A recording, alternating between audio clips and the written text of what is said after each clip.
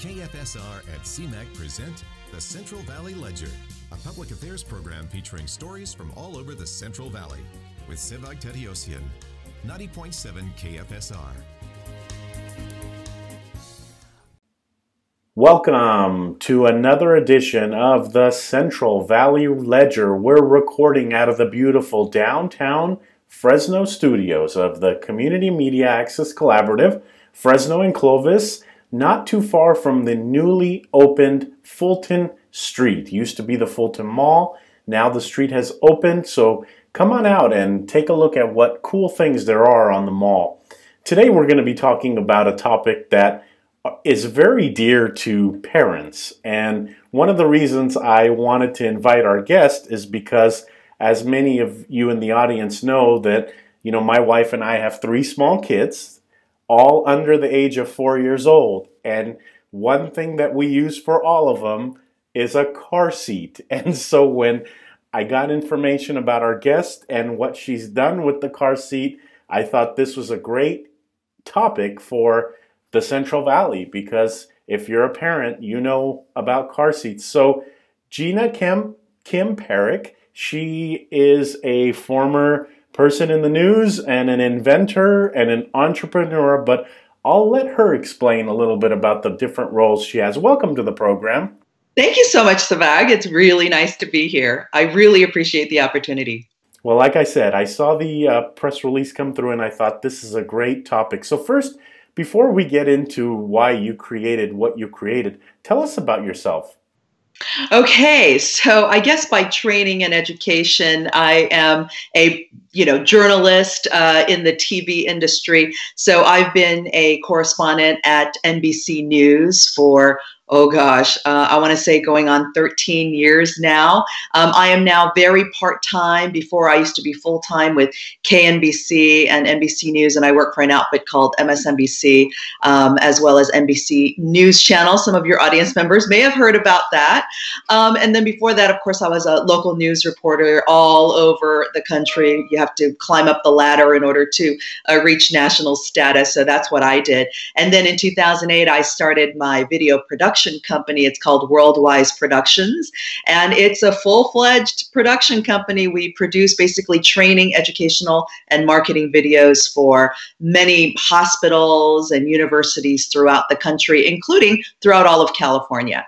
And then starting May 1st, I decided to launch the Niko. Well, and we're going to be talking about the product here in a little bit, but you kept busy. So what advice do you have for people to just keep going? Because, our days when we work and when we spend with family, it gets tiring. Yeah. And, if you have little ones like you do, and I have too, my son just recently turned 4 years old. That time is precious. So I don't know that I would ask anybody to take time away that you can't get back with your little ones at the most important stage of their lives in order to start something crazy like me. But if you believe it strong enough, and if there's a hole in the market that you want to fill, which I really felt like there wasn't anything out there similar to what I was trying to create. And so I felt really compelled to go there. Having said that, yeah, it is a huge sacrifice, but now for the first time ever in the history of humankind, a person like me who's a mom, who's a broadcaster, who's a business owner, can start another company mostly by being on the computer. That's also an incredible opportunity. And if you're able to do it, I say go for it, and I'm here to tell you how. And for those of you listening and watching this broadcast, we are recording it via Skype, so thank you to Skype. Because Jinah, you're in Southern California, correct? Where are you at in California? I live in the community of Simi Valley, which is about 30 miles north of Los Angeles. So tell us now how you created this product. So it came after my many pain points with my toddler. It was about 2 years ago. We were coming home from the beach, and I saw that my son was covered head to toe in sand, not just regular sand, but wet sand. And, children have a lot of crevices on their body, and it was literally stuck to every inch of his body. And I literally thought at that moment, like, maybe I could just shove a towel over the car seat so that I don't have to deal with this, because now you're fishing out sand for months, right? Because that's so fine. But then you can't ever do that because there's 5-point harness system that the towel just can't go over. And so I thought, okay, something, it just started percolating in my head. And then a little while after that, he was potty training and he had a potty accident where he gave me about a minute's notice in the car that he had to go potty.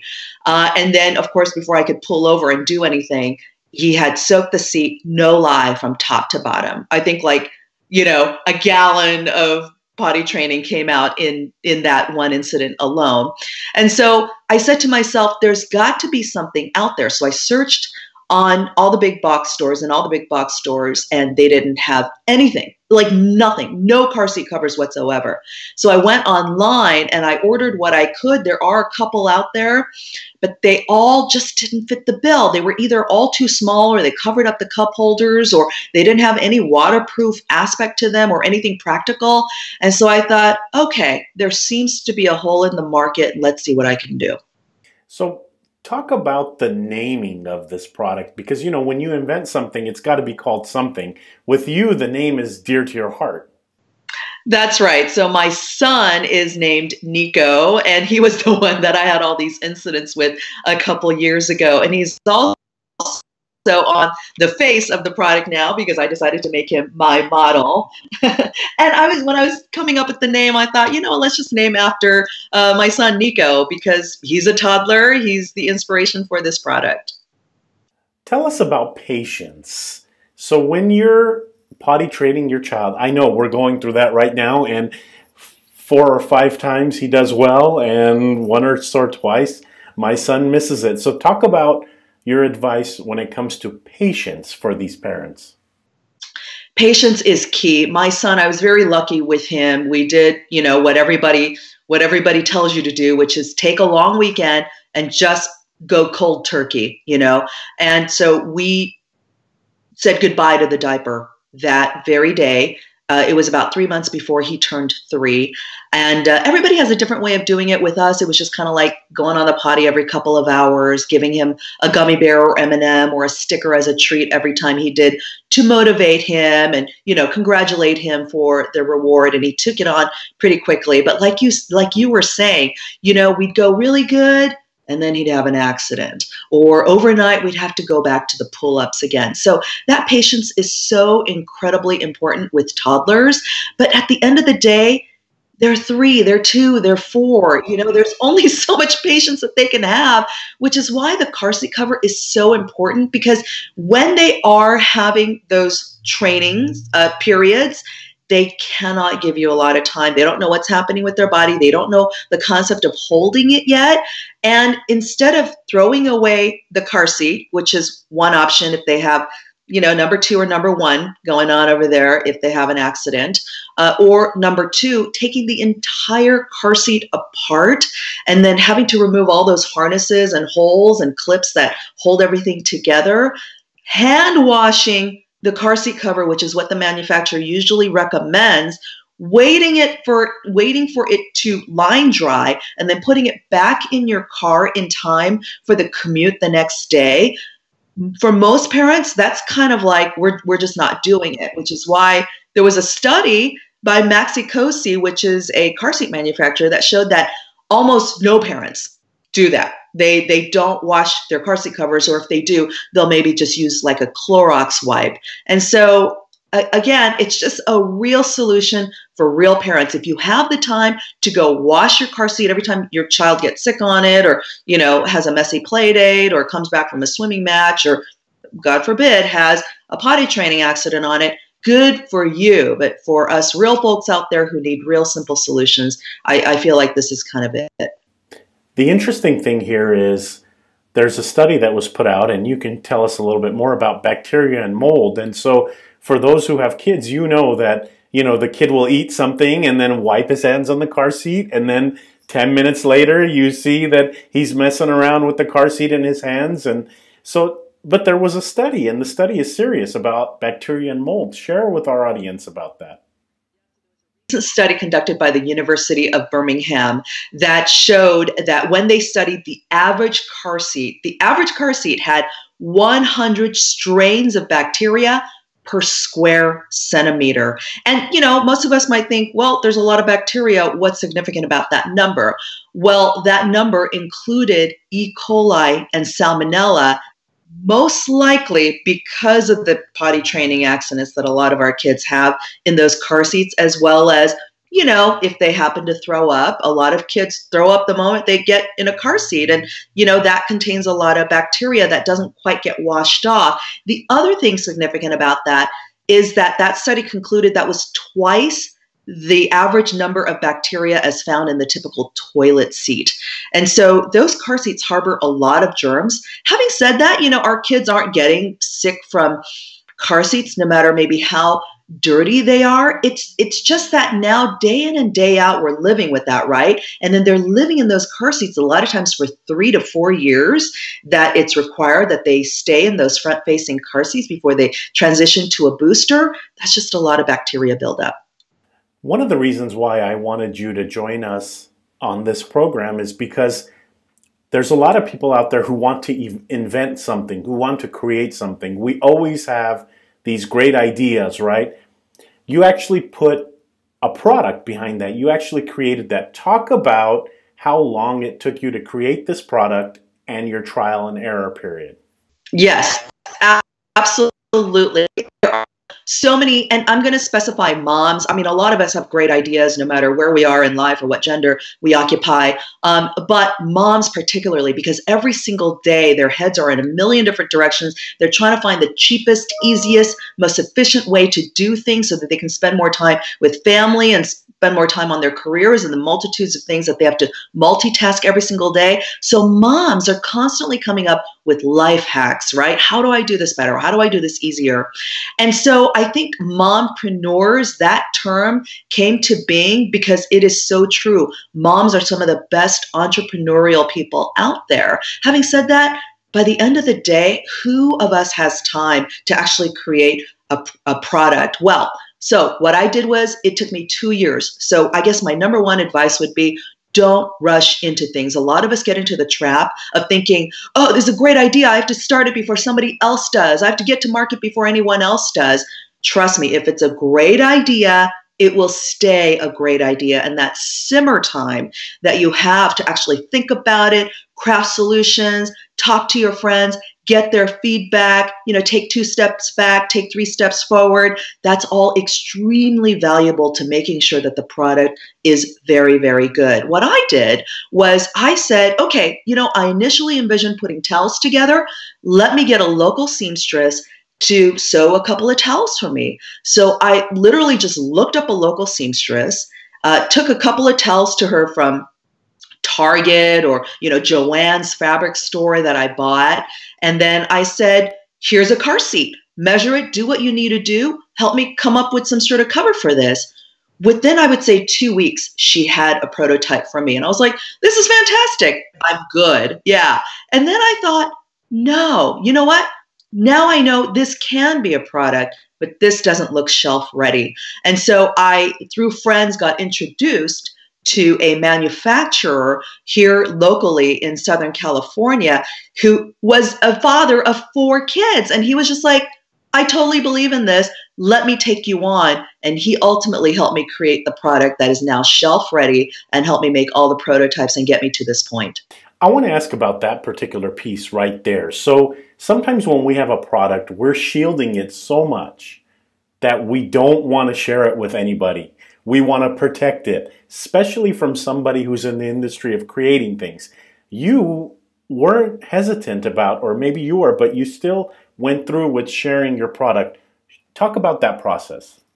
Absolutely. It is absolutely critical. Some of us, the product, if it doesn't get released from you, sometimes dies within you because you don't share it enough. You don't get enough excitement around it. People don't know what you're up to, and so they can't support you. What I did was I said, hey, could you use something like this? I asked all of my mommy friends, what would you do if you were me? Like, would you try to do this?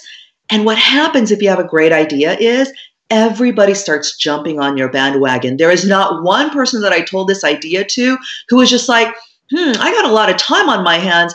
Let me steal that idea from Jinah, So trust me, if you have, first of all, really great friends, and secondly, friends like mine who don't have any time, they're not going to steal this idea from you because it takes a lot of effort to launch a company. What will come back to you, however, is a lot of amazing feedback. For instance, one of my best friends in Seattle was the one who said, I need a solution for when it rains 300 days out of the year here, because inevitably my kids will track through mud and then now they're getting into the car seat and then it gets really moldy because it never stops raining in Seattle, right? And I was like, never thought about that pain point being from Southern California, but I bet you anything, there's a huge market up in the Pacific Northwest or in rainy climates in general. And so that became a marketing pitch for me. And so I would say, throw it out to the universe. If it's good enough, it will stick.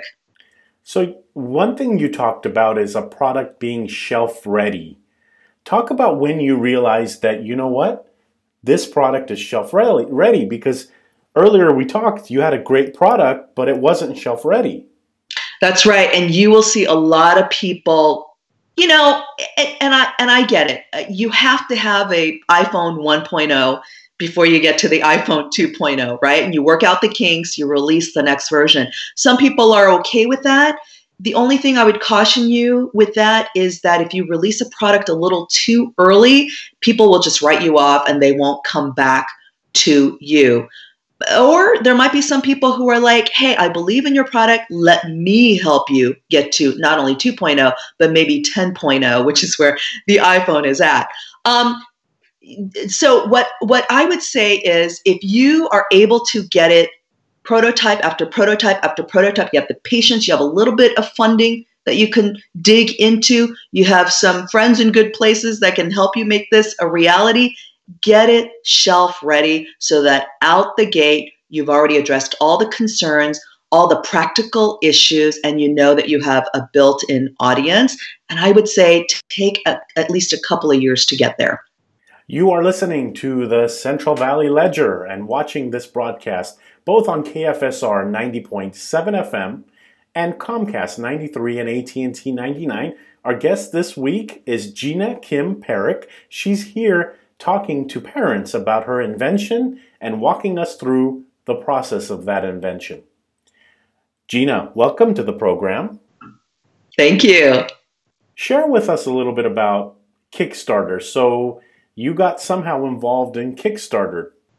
Yes. So when you are launching a product, everybody who's interested in launching a product, listen up, because there are a lot of lessons I'm about to dole out. You can go straight to e-commerce. You can try to go to Target, Babies R Us, which is now folding, Walmart, the big box stores, or you can go to crowdfunding. I mean, those aren't the only three sources. You can also get a kiosk at the mall. You can try to sell it locally at your farmers markets or your children's, schools and whatnot. We evaluated all of that and decided crowdfunding might be a good way to go. One, it gives you a time frame. You have a month to try to make it or break it. You set a goal, and if you reach that goal, now all of a sudden you have all these people interested because, wow, who's this person that reached their goal? Only 10% of all people who go on crowdfunding sites actually reach more than $10,000, which is where our campaign is right now. And I think something like only 23% ever get funded. So if you are able to get funded, it gives you a lot of great publicity and leverage. Also, what's really awesome about Kickstarter, Indiegogo, other crowdfunding platforms is that you don't actually have to physically make it until you get the cash from all of your backers, because they'll pledge believing in your idea. They'll, get the promise of a reward after you get funded and after you're able to make your product. But you could say, I'm going to deliver this in 6 months. I'm going to deliver this in a year. We didn't have that kind of time frame. We're actually able to deliver next month, because once we figured out that we were going to be successful on Kickstarter, we just said, all right, let's put in the order right now. So I would say that is a really good way to go. Having said that, with e-commerce, if you are ready to go out the gate and you think you can make up all of the investment that you made in your product, just go straight to Amazon. Share with us a little bit about what your plans are to do with the money once you get it through Kickstarter. Yes, Kickstarter is a great equalizer because most of us don't have thousands and thousands of dollars in our back pocket to be investing in starting a company. So what Kickstarter does is it allows you to take pledges. Like, I will support you in you making this amazing bicycle, let's say, because, wow, I've never seen a bicycle like that before. So it's usually like a unique product that kind of isn't out there, created by somebody who had a really great story behind it. And you have a worldwide audience of Kickstarter backers or, spreading the love through Facebook, where people can jump on, log on to Kickstarter, make their pledges. And if you reach your funding goal, and our funding goal was $10,000, only at the end of the campaign, so at the end of this month, everybody's credit card will get charged, and then we will start shipping out the Nikos. So you pledge saying, I believe in your product, I want to back you, but only if they reach their funding goal do you get charged. So you have almost no risk. You either get funded and then they'll charge your credit card and you get the reward that you wanted, or if they don't make their funding goal, you don't get charged at all. So that's how Kickstarter works. And there's a lot of pros and cons definitely to that, but it allows you to start something with less money than if you had to just go straight to e-commerce. So one time I thought of an idea and my wife said, that product may not be 100% safe. Rethink of that. So you're dealing with car seats and you're going to get parents like us, and most parents I know, is the product safe is what they're going to ask. So here's your turn to tell us why your product is safe. That's right. And we do get that question asked a lot because car seats come with, all kinds of, it's the car industry, it's the children industry. There are a lot of regulations dealing with this industry. So absolutely. Our car seat cover is absolutely safe. And how we know that is we talked to a bunch of car seat safety experts and said, what could potentially be the issue with this cover when put on a car seat? And they said the real primary issue that they could potentially see is the compression. And the compression would be like if your child is wearing a puffy jacket and all of a sudden there is a catastrophic accident and the G-forces kind of like push them back into the seat. All of a sudden now that puffy jacket compresses both behind and in the front, and this gap is left between them and the seat harness. So we said, aha, gotcha. We did away with that compression issue by making the Niko only 1 millimeter thick. So it's about as thick as a typical child shirt, clothing. And, if there is a catastrophic accident, God forbid, that compression issue won't be there. Now, there are, a lot of car seat manufacturers that may say, don't put anything on a car seat whatsoever. And a lot of purists out there believe that you can't even put like a pacifier clip onto a car seat because it voids the warranty. Well, if you feel absolutely strongly about that, not much we can do. But the car seat manufacturer holds that position because they do not want to be liable for a product that is not there. And today's litigious society, we totally understand where they might be coming from. Jinah, as I hear you, I hear that there were a lot of people that kind of helped you in this process. There are like safety experts that reviewed your product. There are people who introduced you to certain people who made this happen.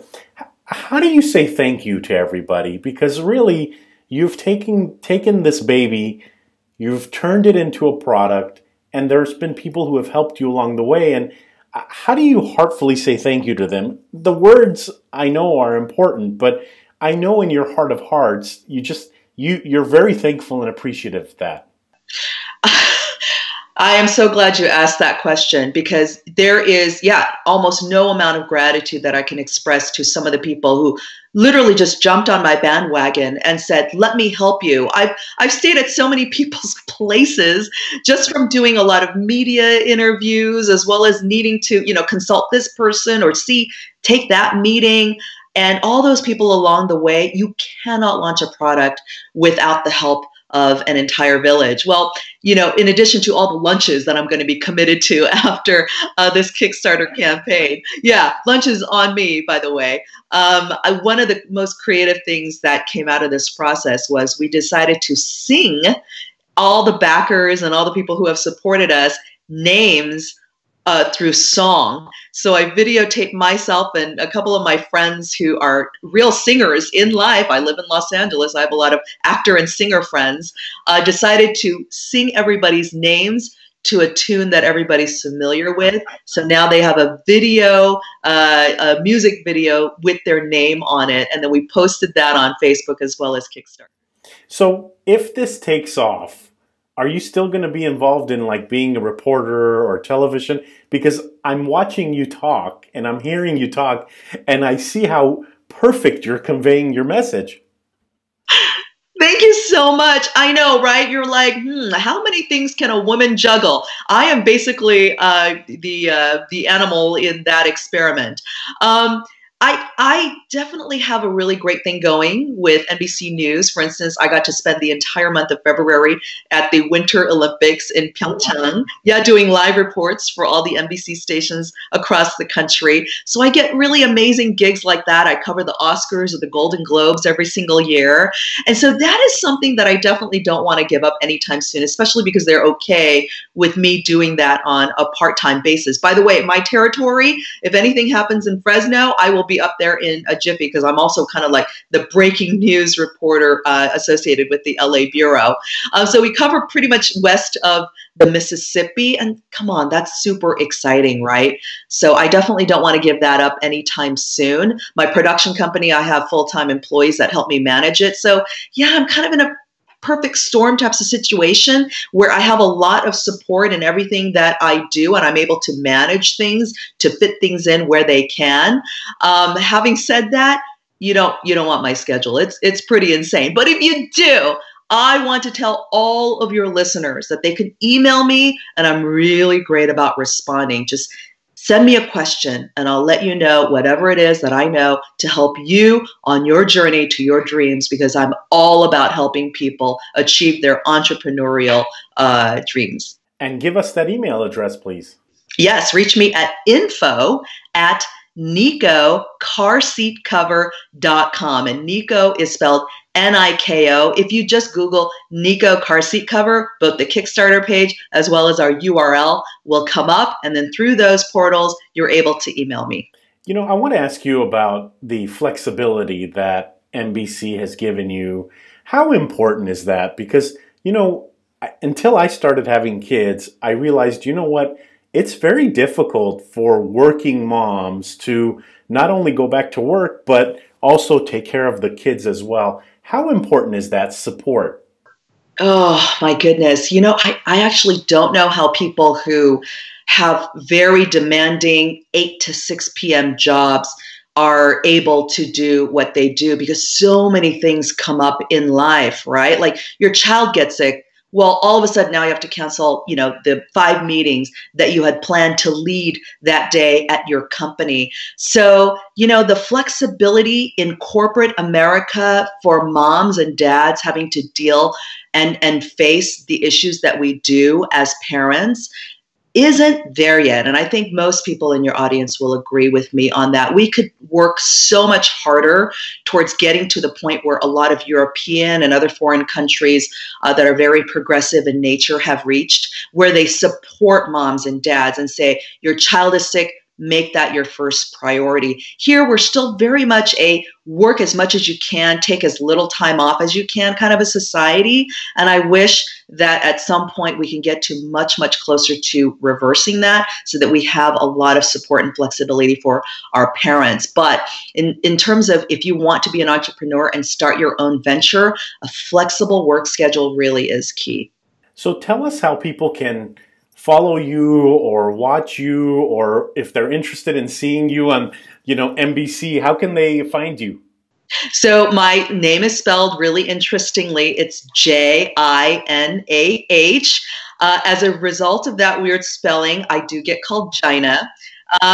Don't call me Jinah. It's kind of an embarrassing little, I get called that a lot on the air. But so it's a unique name. If you Google Jinah NBC, you'll be able to kind of see where I exist in social media, see some of my reporting, see some of the companies that I'm affiliated with. I'm available on LinkedIn, Twitter, Instagram. The Niko is on Pinterest and Facebook and all the social media sites. We are reached at Niko Cover, Niko Cover, and my handle is Hanage Kim. So it's Jinah spelled backwards, Kim, and you'll be able to find me across pretty much anywhere with that handle. On that note, we are out of time this week on the program. Thank you so much for educating our Fresno and Central Valley moms and dads and parents about the way you created this product, and it sounds like a great product, so good luck to you.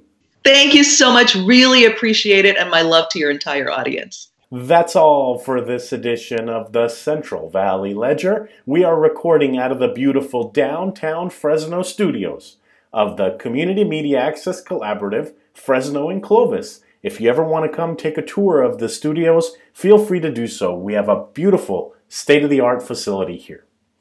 Thank you to all the volunteer crew that make this production and every production possible. We couldn't do this without you, and we're at interview 500 and something. We've lost count. Thank you also to those listening to this broadcast on KFSR 90.7 FM and to those watching on Comcast 93 and AT&T 99. We hope you enjoyed the program this week. Tune in next week to a new edition.